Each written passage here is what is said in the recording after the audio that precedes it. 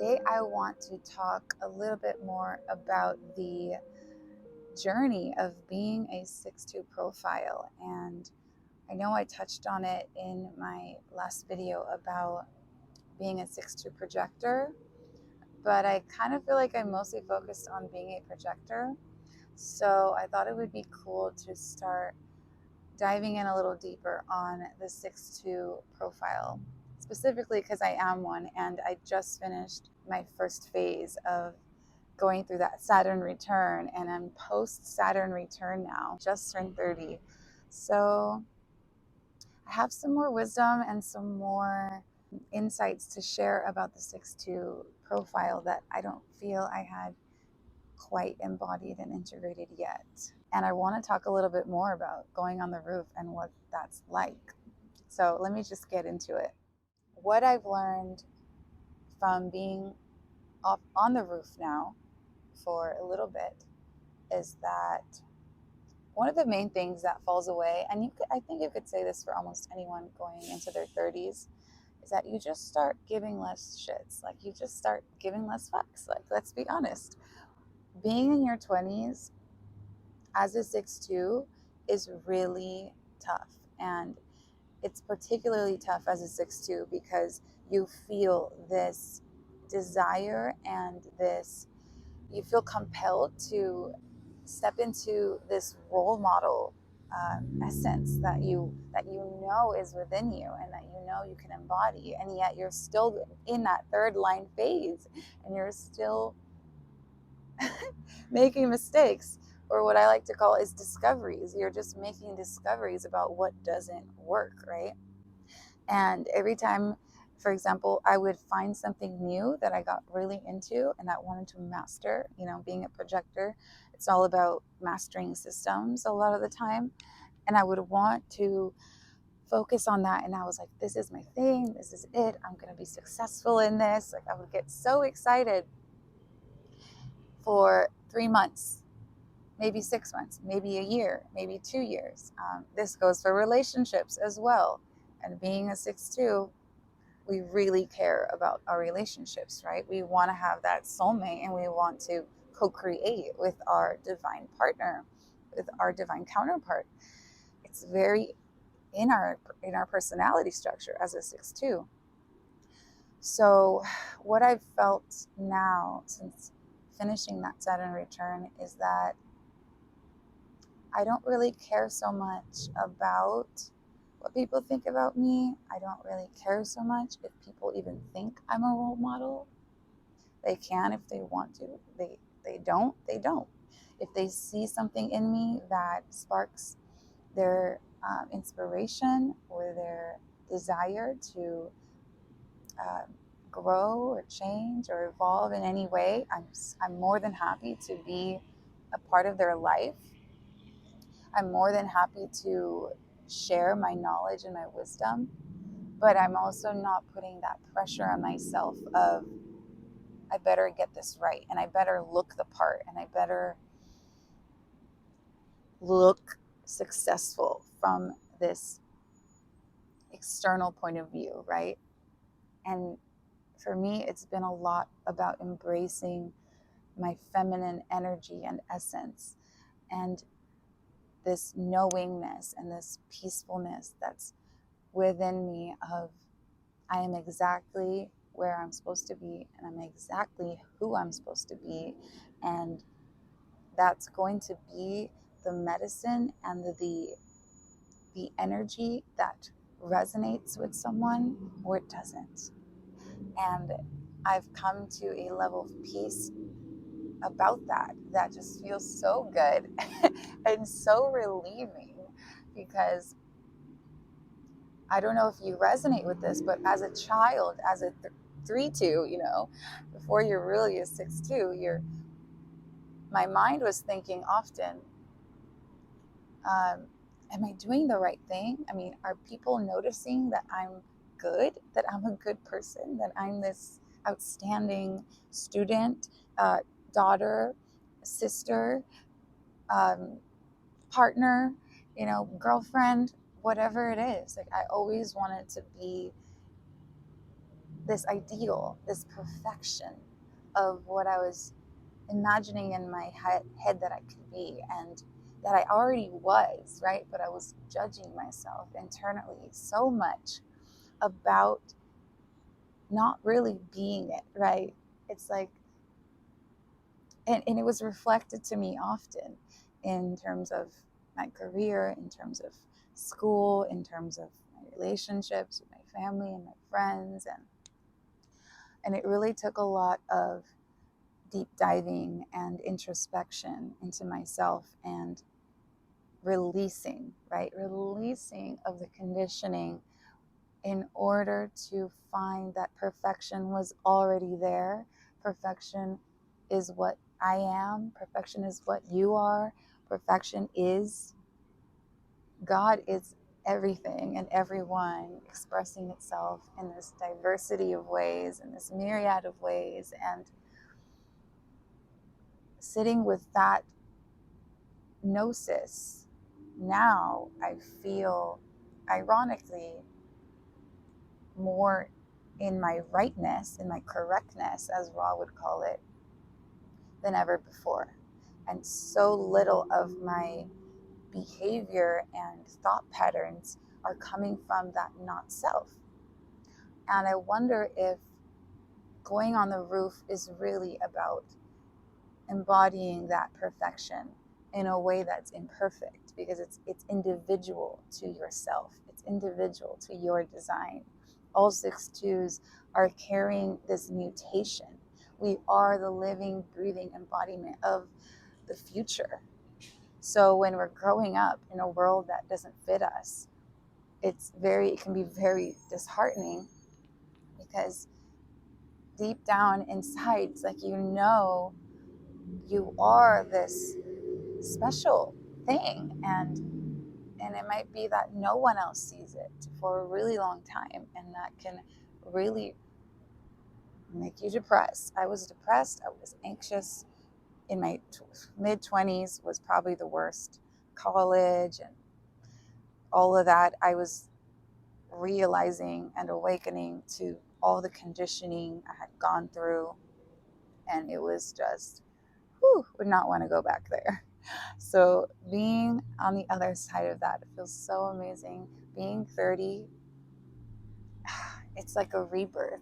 So to any of you out there who are less than 30, like even if you're 28, 29 right now, you might still be feeling the effects of being in that third line phase and just not quite finding that groove, that niche, that success, that thing that's your thing, that's your zone of genius that you shine in. My advice for you is that it gets better, and that you find your people, and that you find your thing, and that you stop caring what anyone thinks about it, really. It's really so much about you and what you want to express and what your specific design wants to express through your vessel. Because ultimately, we are all God in human form. I truly, truly believe that, and I've been shown it in different ways through serendipity, which is part of my main design, the the gate 46, which is all about being in the right place at the right time, and that creates serendipity. Because when you're on that path, you're aligned with your higher self, right? Instead of your not self. And the right people and circumstances come into play, and it just feels like magic. So part of me has been really embracing this word magic and this word of wonderment, because this is also a different part of my design, but specifically for myself, I know that is a big part of what I'm bringing to the collective, is what I'm sharing, the mutation that I'm putting out there into collective. And whether they want to embrace it and recognize it and invite me in to share more about this, I don't care. I don't care. And it's really a beautiful feeling when you've cared so much I used to be the kid that cared so much what other people thought. I would really want to have the answers to anything that someone asked me. I was a know-it-all. This is part of being a mental projector, I think, too. But you come in as a 6-2 with so much wisdom, and you know it. There's a lot of things you do instinctually know. And the second line in the body is about having innate talents. It's about having gifts. It's about just being a natural at something. And oftentimes that nature can be questioned by other people who don't understand, like, oh, so how do you even know that? Where's the proof, right? How many times have you just known something, felt something intuitively, and somebody kind of brings you down by like forcing you into this paradigm of, well, show me the truth, show me the proof, and you just draw a blank because you're just like, well, this is just how it is. This is just how I am. And that can be disheartening. But there's also those other times when you're around the right people and the right energy, and you show that talent and you show that nature of yours, and it's just received, and it's just applauded or recognized or awarded. And so there's that dichotomy that is beautiful in the second line profile, in the body design. And then there's the 6. And what I really have come to understand about the 6 is that we're not here to even be a part of this game. Like, we're not part of the trip. We're so above it. We are above it. We're on the roof, guys. We are not here to play in that box of that house that, with the level 1, 2, 3, 4, 5, 6. It's just, we are here to bring in the future. We are futurists. We are visionaries. We will be the artists, the visionaries, the creatives, the leaders of the new world. 2027 is coming up, and it makes me so excited for myself and for all of us 6-line beings that have been itching and waiting for that opportunity to share our frequency. But for now, it's been about embodying and embracing our own unique design. And I'm really grateful that I've had the chance for the last 3 years, 3 years now, to decondition and to align with my design in such a powerful way. And I think that's a big reason why I took a break from YouTube, from posting, really, even on Instagram and stuff like that, because I really needed that time to be in my own energy and understand, what am I going to offer this collective? What am I? Who am I? And what is needed in this world? My motivation is need. So for me, it was a lot about, what does this world need more of right now? And I asked myself that question along with so many others during this time that have led me to really a deep understanding and feeling that what I'm here to share on this planet is just myself. It's just me, my wisdom, my perspective, and more than anything, love. Just a frequency of love and unconditional acceptance and love that is really hard to put into words sometimes, because being on the cross of healing, it's kind of very abstract. So a lot of it comes through in poetry and music, and I've been working on that as well. And it's been a joy to just let it flow freely from me without the expectation that I'm going to get something in return. And that's what needed to shift from being pre-roof phase to post-roof phase. It was just, what am I doing just because it brings me joy? And let's do more of that. Let's do more of that. And when it's ready to be shared, I will be called and invited to share it. And I have been feeling that call for a little bit now. So that's why I'm here. And I'm so excited that I'm once again in this sharing phase. And if I can tell any of you something that are like maybe in your Saturn return or about to go into the Saturn return, it would be to give yourself time, give yourself time, give yourself time and patience while you are going through that transition. It helps. And honestly, this sounds like unambitious or something, but like just survive. Like literally, that's kind of how harsh it is to be a 6-2. Even Raul said it himself. It's like, this is the profile that doesn't make it to 30. A lot of them don't make it to 30. The survival rates are lower for us. So really, if we can make it to 30, that's already an accomplishment in a way. That might sound kind of scary to some of you, but it's true. I mean, I'm sure you have felt it, that it's really harsh to be a 6-2. To be a 6-2 projector, whew, it's tough. It's like no job, no money.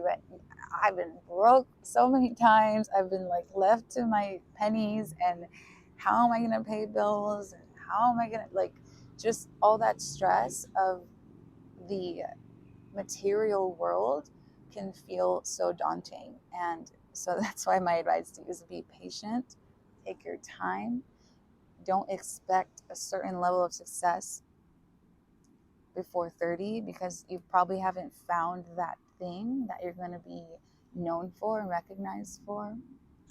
And if you did, that's amazing. Like, that's amazing. Keep cultivating that with patience and with love. And if it truly brings you joy, then you'll feel the satisfaction if you're a generator, or you'll feel the peace if you're a manifestor. You'll feel the success and the sweetness if you're a projector.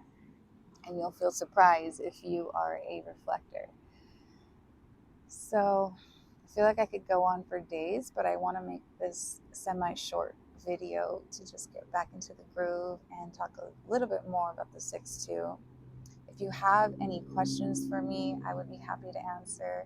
So please share them below in the comments. Share anything that you feel. I invite you, if you're a projector, to share anything that you would feel would add to this conversation. And yeah, if you're a generator, feel free to respond to anything that I've said, to anything that you just feel to respond to. And I'll see you very soon in our next video. Let me know if you have any suggestions for future videos. I am open to suggestions, and I am so glad to be here, glad to be back with you, sharing this space of co-creation with you. So with that said, I will leave you to the rest of your day. I hope you have a beautiful rest of your day. Namaste. I forgot to mention that I am giving readings now. I do a combination of astrology, of Western astrology, Vedic astrology, and human design readings. It's a deep dive into you, your essence, your archetypes, your soul mission, and your blueprint on this earth. I love combining all three. I've been mastering them for the past few years, and I'm really happy to announce that I am doing readings now. So if you would like a reading, if you're interested in that, you can reach me on Instagram, or you can email me below. Mwah. Thank you.